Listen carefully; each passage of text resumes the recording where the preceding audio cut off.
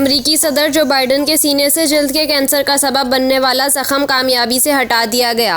अमरीकी मीडिया के मुताबिक जो बाइडन की मौलिज की जानिब से व्हाइट हाउस की प्रेस सेक्रेटरी को लिखे गए खत में कहा गया है कि मामूल के तिब्बी मुआयने के दौरान सदर बाइडन के सीने पर कैंसर का सबब बनने वाले जख्म की तशखीस हुई थी, जिसे गुज़िश्ता माह कामयाबी से हटाया गया।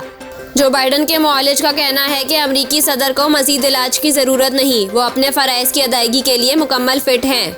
व्हाइट हाउस की प्रेस सेक्रेटरी को लिखे गए खत में मजीद कहा गया है कि जो बाइडन के सर, कान, आँख, नाक और गले के टेस्ट नॉर्मल थे। न्यूरोलॉजिक टेस्ट में कोई ऐसी चीज़ नहीं मिली जिससे फालिज का खतरा हो।